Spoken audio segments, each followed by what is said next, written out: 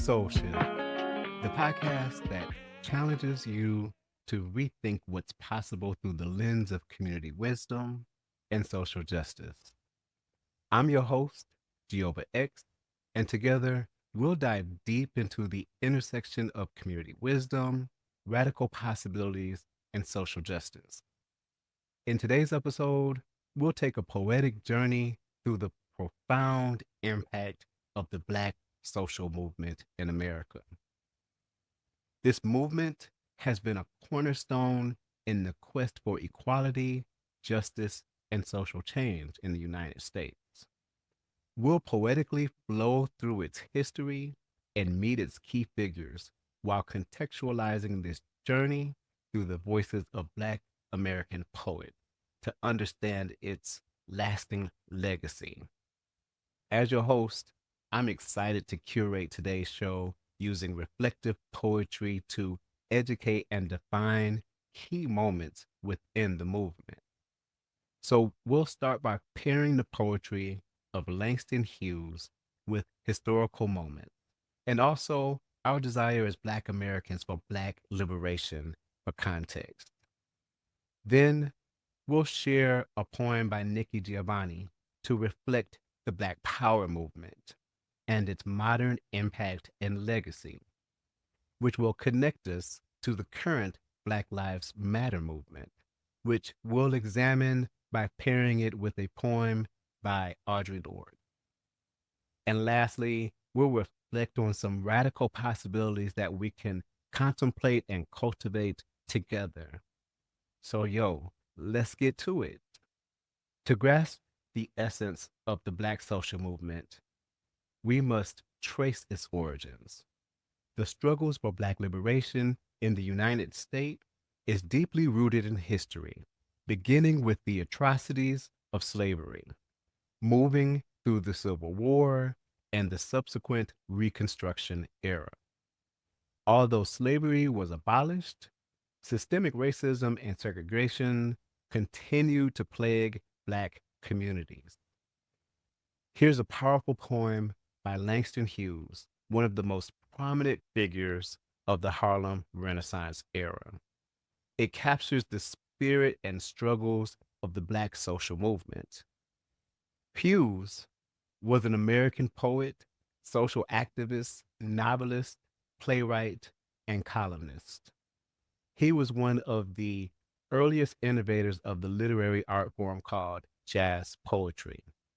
So, to contextualize the moment, let's reflect on the poem I Too by Langston Hughes. I too sing America. I am the darker brother. They send me to eat in the kitchen when company comes, but I laugh and eat well and grow strong. Tomorrow, I'll be at the table when company comes. Nobody'll dare say to me, eat in the kitchen then. Besides, they'll see how beautiful I am and be ashamed. I too am America. Langston Hughes wrote I Too in 1926, and it resonates deeply with the themes of the Black social movement. The poem speaks to the struggle for equality and the assertion of identity and dignity in the face of systemic racism. It reflects the resilience and hope of Black Americans who, despite being marginalized, envision a future where they are fully recognized and respected as integral parts of American society. This poem ties beautifully into the historical context of the Black social movement, highlighting both the challenges and the enduring spirit of the fight for civil rights. In the early 20th century, we saw the emergence of organizations like the NAACP, which championed civil rights through legal battles and advocacy. However, the mid 20th century marked a significant turning point with the civil rights movement. Figures such as Dr. Martin Luther King Jr., Rosa Parks, and Malcolm X became symbols of the fight against racial injustice. The Black social movement is marked by critical events that mobilized support and drew national attention to the struggle for equality. The Montgomery bus boycott of 1955, intentionally planned and ignited by Rosa Parks' arrest, was a defining moment. That protest culminated in a Supreme Court ruling that decided segregation on public buses was unconstitutional. So, to contextualize this moment, let's also reflect on the poem Let America Be America Again by Langston Hughes. Let America be America again. Let it be the dream it used to be. Let it be the pioneer on the plain, seeking a home where he himself is free. America never was America to me. Let America be the dream, the dreamer's dream. Let it be that great, strong land of love where never kings connive nor tyrants scheme, that any man be crushed by one above. It never was America to me.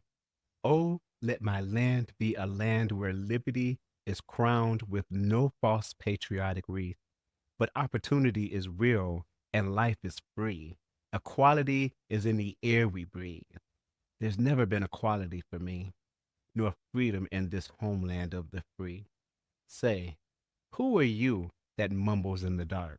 And who are you that draws your veil across the stars? I am the poor white, fooled and pushed apart. I am the Negro bearing slavery's scars.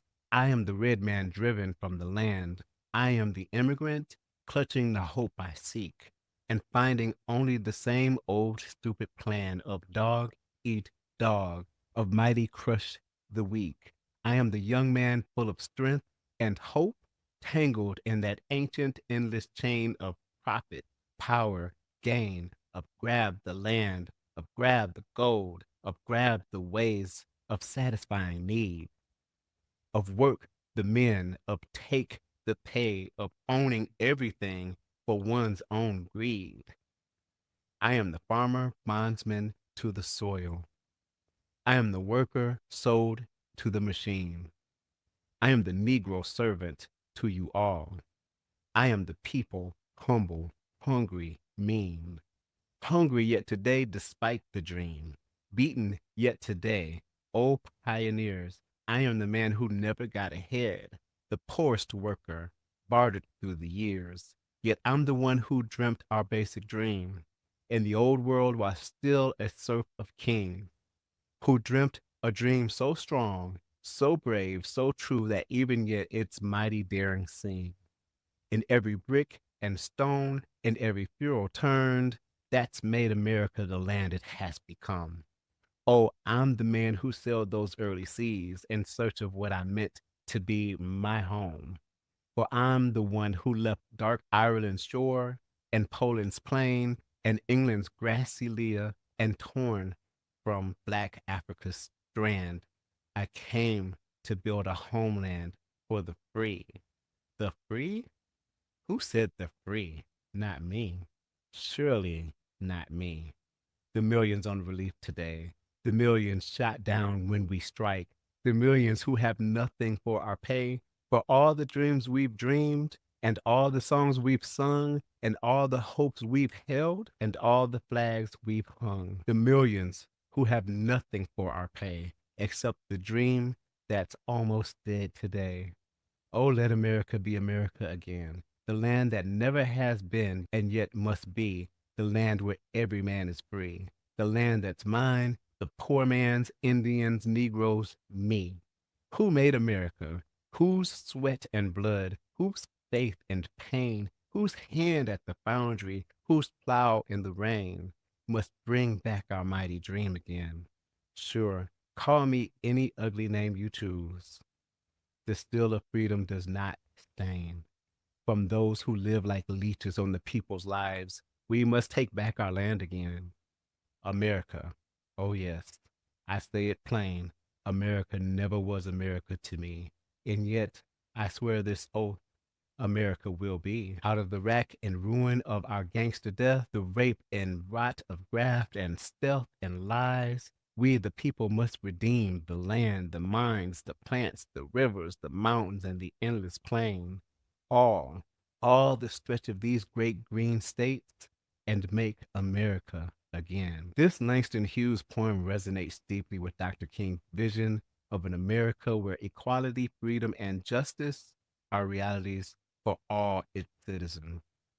Hughes eloquently captures the struggles, hopes, and dreams of marginalized communities, reflecting the core messages of Dr. King's I Have a Dream speech. This poem underscores the longing for an America that lives up to its ideals and promises, making it a powerful poetic representation of Dr. King's message, right? So Dr. King and his leadership during the civil rights movement is legendary. His philosophy of nonviolent protest inspired millions and led to transformative legislation like the Civil Rights Act of 1964 and the Voting Rights Act of 1965. These laws, they aim to dismantle institutional racism and guarantee equal rights for all citizens. So while the civil rights movement sought integration and legal equality, the Black Power movement of the late 1960s offered a different approach. Leaders like Stokely Carmichael and groups like the Black Panther Party emphasized racial pride, economic empowerment, and self defense. Here's a powerful poem by Nikki Giovanni, a renowned poet whose work reflects the themes of empowerment, resistance, and social justice. It just so happens to align with the beliefs and values of the Black Panther Party. Giovanni is an American poet, writer, commentator, activist, and educator. So, to contextualize the moment, let's reflect on the poem Revolutionary Dreams by Nikki Giovanni. I used to dream militant dreams of taking over America to show these white folks how it should be done. I used to dream radical dreams of blowing everyone away with my perceptive powers of correct analysis. I even used to think I'd be the one to stop the riot and negotiate the peace. Then I awoke and dug that if I dreamed natural dreams of being a natural woman, doing what a woman does when she's natural, I would have a revolution.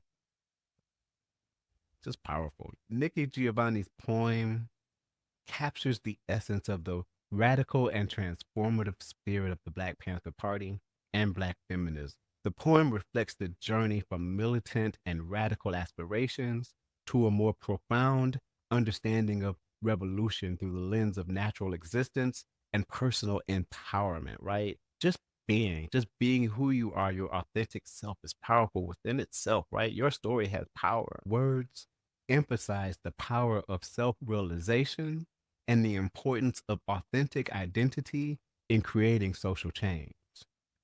This poem aligns with the Black Panther Party's advocacy for empowerment, self awareness, and the fight against systemic oppression, making it a fitting representation of their beliefs. The Black Panther Party, founded by Huey Newton and Bobby Seale, implemented community programs such as free breakfast for children and healthy clinics.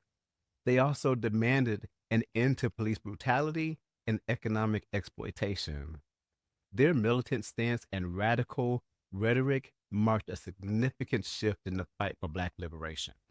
And let's note how this intersects with the recent Supreme Court decision that grants the President of the United States full immunity from criminality while conducting presidential duties, right? Do y'all really think a hostile president operating with this power wouldn't take the opportunity to overtly neutralize such an organization like the Black Panthers or the Black Lives Matter movement?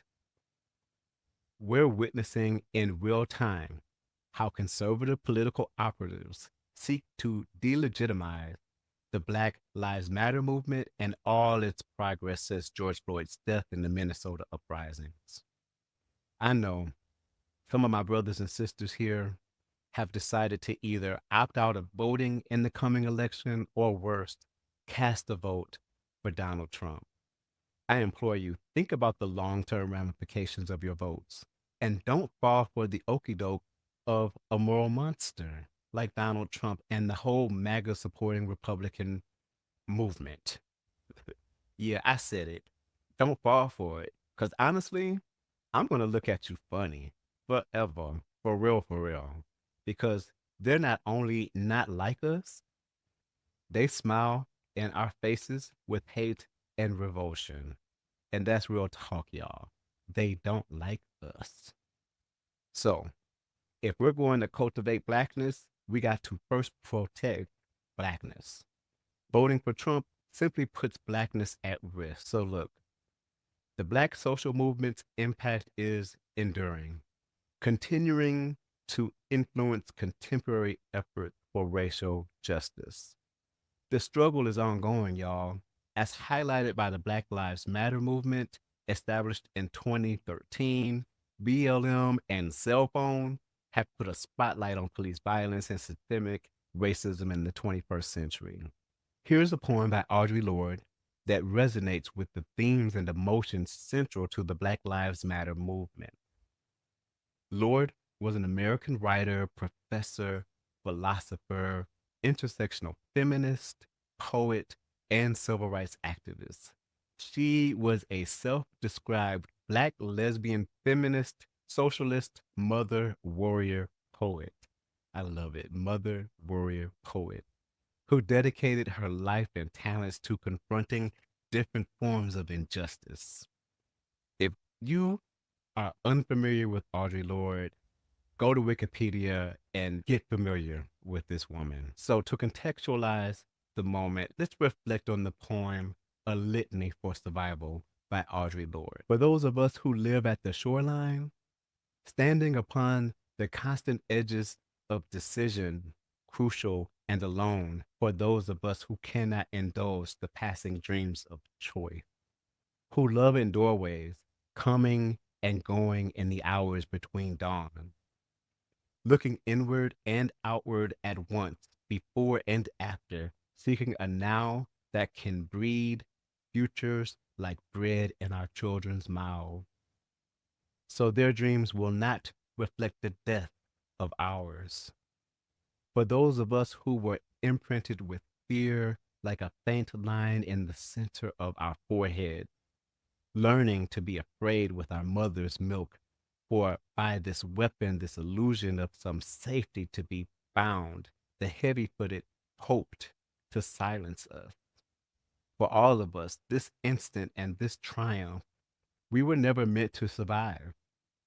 And when the sun rises, we are afraid it might not remain. When the sun sets, we are afraid it might not rise in the morning. When our stomachs are full, we are afraid of indigestion. When our stomachs are empty, we are afraid we may never eat again. When we are loved, we are afraid love will vanish. When we are alone, we are afraid love will never return. And when we speak, we are afraid our words will not be heard nor welcomed. But when we are silent, we are still afraid. So it is better to speak, remembering we were never meant to survive. This piece by Lorde is a profound and evocative poem that speaks to the constant struggle and resilience of marginalized communities. It highlights the pervasive fear and determination to speak out despite that fear, mirroring the core messages of the Black Lives Matter movement. This poem, with its powerful imagery and call for courage in the face of oppression, Black Lives Matter has mobilized millions around the world, advocating for policy changes and accountability. The movement underscores the intersections of race, gender, and economic inequality, striving for a more inclusive and just society. So, as we reflect on the Black social movement, we must acknowledge the resilience and strength of Black communities in the face of adversity. The quest for equality and justice continues, and it is our collective responsibility to support these efforts. Therefore, Black social movements and community wisdom, there's an obvious intersection in the two, right? The work of community wisdom is grounded in all of this past engagement by our ancestors by social justice warriors of the past, current, and future. And our work is aligned to constantly advance Blackness in Black America forward, to make sure that we get our just due in a society and a construct that was not built for us. We're not meant to survive and thrive within this system, but it is economically beneficial for us to survive and thrive in it because we generate wealth that we put in other people's hands. That's okay if you're okay living in the construct, right? That's why it's important to look at the matrix through this social justice lens and understand that you can take the red pill or the blue pill. And whichever pill you decide to take is going to decide what path you're going to be walking as things happen around you. You can sleepwalk and ignore it and let others handle it, or you can be a part of defining the future for our children, our children's children, as we become ancestors, right? And all of this is a part of soul shifting. I'm going to close this out by making a case that we need to vote. Black votes matter. I know it feels like our one vote out of millions don't matter, but we need to think as a collective. And to think as a collective means that we have to hold on to our own agency and be responsible with it and be involved and engaged. At the minimum you can do is vote, right? And this next election is so important because our country is at a fork in the road. Our ops have decided that this is the moment that they're going to take to change the direction of this society. And I argue it is not in the best interest of Black people. We ain't ready for where they want to take this country. We still have work to do. The direction in which our ops want to take this country want to reverse all of that. Critical race theory, books in the school about race and American history that they want to extract out of the schools because it makes white people uncomfortable. There is a common thread that seeks to advance the superiority complex of a race that wants to remain the majority and wants to remain in control of everybody else. The gag is, they're not superior. They're human. Skin color is just, there's no DNA that makes any of us different. We all have the same DNA. We as humans, we adapt to our environments, and our skin color is a result of that. So race as a construct, if you don't understand the concept of what a construct is, hey, maybe we need to do a podcast or an episode on it, but it's important to understand it because we can create our own constructs. We can. It takes will, and it just takes intentionality. The racial construct exists because there is power involved. Racism is about power. So there's this constant argument that Black people can be racist. If we had power, we could be racist, but we don't have any power. Globally, we do not have power. If we had power, anti-Blackness would not be an issue globally. And that's the point of this podcast. Cultivate Blackness so that we take the power away from others to confine us to a construct. Let them think they have power when they don't have power over us at all. Even when we're operating within the belly of the beast. And the belly of the beast that we're operating in is the United States of America. And the construct that's created within this continent, within North America, within neoliberalism. And it's a superstructure of a construct that feeds. It feeds off of us and our energy and our engagement of it. We can take control of that. We can take our power back. We have to cultivate Blackness and add value back to it. I've said it in other podcasts. I want to continue to say it. I don't have all the answers, but I think we as Black people need to start having that conversation to decide what does that look like and how do we have it here in the United States? How do we make sure that it happens in Europe? And how do we make sure that it happens in South America, the Caribbean, and the West Indies? And most importantly, how do we get that power back on the main continent, the motherland, Africa, where civilization started, philosophy, all of that started, spirituality. We need to take claim of all of that again. Um, I'm going to have to mark this off as one of JyOba X's rants about what we need to do as Black people to advance ourselves. But this gets to a bigger cause. You don't have to be Black to advance Blackness. If you love Blackness, you love Black people, you're an ally in this cause. And you should be able to connect to what's being said in these podcasts that are happening with SoulShift.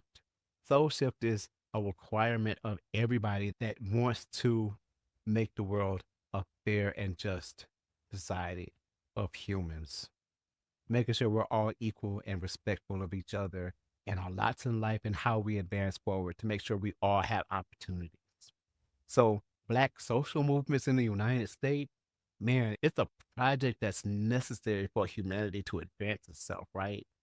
There's this constant struggle between good and bad that we have to always try to reconcile and find alignment. And it's a battle that just comes with who we are as a species. We're going to always have the struggle against the light and dark, night and day, positive and negative. It's just who we are. And we got the free will to define it. So I look at American Project as our component of this project is, as Black people, we're here to keep white people honest. When we talk about colonizers and we talk about the negative aspects of manifest destiny and all of this, I believe that we as Black people who were enslaved, brought across the Atlantic, survived, and were put here on this soil to work it and create this wealth, it's up to us to keep them honest because they can't extract us out of this country, just like they can't extract indigenous Americans from the land.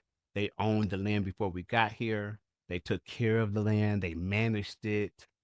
They managed it responsibly. They learned how to live and connect with it on a spiritual level. African Americans, we are brought here to work on this land and be a part of this system that we have learned how to actually both survive and thrive in.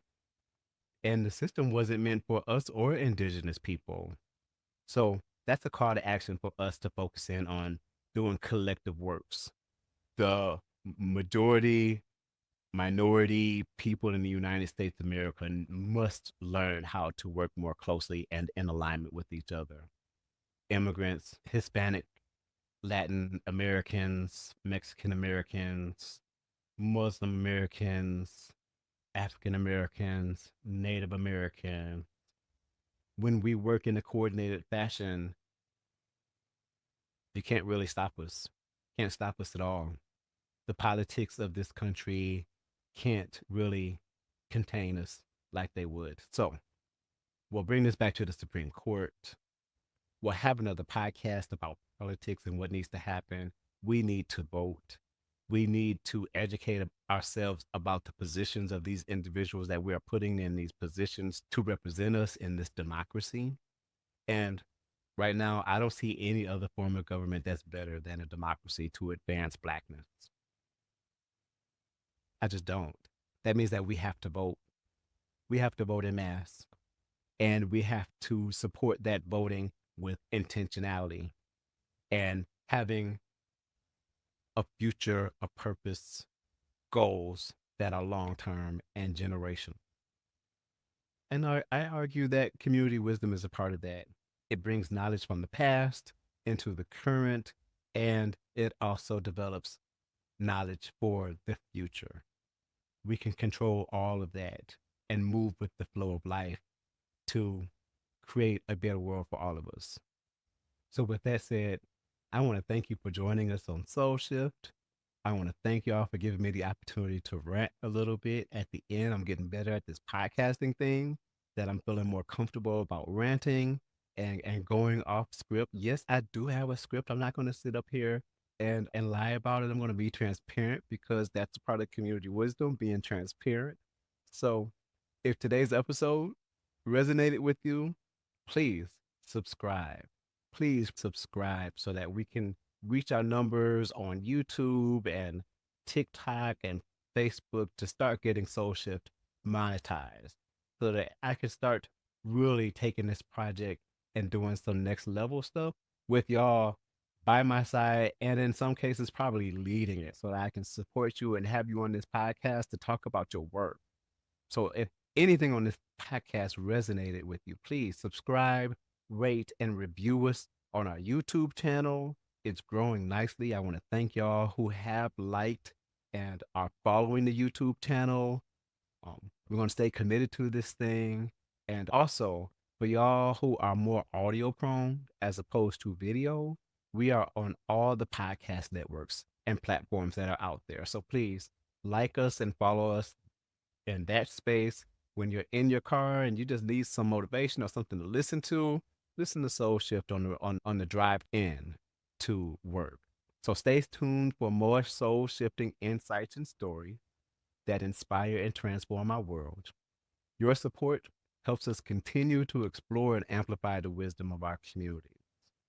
So until next time, remember, together we can shift the soul of our society. Stay inspired, stay connected, and keep transforming those radical possibilities into promise. And let's keep steadily soul shifting society together. Peace and blessings, everyone. My love for culture coalesced in small coffee houses around Detroit and Hamtramck before they even became a thing, y'all. I met great artists and advocates who would eventually become good friends. I went on to produce open mics and community events with the same intimate intentionality of those coffee house owners of the past. So it's fitting that the name of this Patreon space is going to be called Soul Shift, the Coffee House. So it's going to be designed to serve in a virtual capacity where soul shifters, patrons can participate in the vibe, that coffee house vibes that are great spaces to be exposed to edgy art, people, and new ways of thinking. As an activist in these spaces, I loved it that I often would meet with other artists and activists to advance a cause or a project, to organize or to meet or just to have conversations over coffee. We networked, mentored, and supported each other through our journeys. So expect much of the same, and let's cross pollinate thoughts and ideas to steadily soul shift society towards being just and fair in this space. The experience will make this space unique. The coffee house will host special events, episodes, and live streams to bring us closer together. Better networked, right? Through the theory of community wisdom, Soul Shift will cultivate new ideas, projects, and merchandise to advance our values and mission in the coffee house. So, additionally, I will allow the coffee house patrons to interact with me directly through my consultancy, the JyOba X project strategies. Think in terms of professional leadership and community organizer coaching. And as such, I'll provide dedicated office and coaching sessions for premium subscribers. General subscribers will enjoy deep discounts on selected merchandise and special events, and we'll develop this Patreon page as need be. So please share your ideas on how to make this space unique and a safe space for all. Please remember to subscribe, follow, and like our Soul Shift social media posts, because your index finger is the best PR agent Soul Shift will ever have, y'all. Believe that. Peace and blessings. And thanks for being here.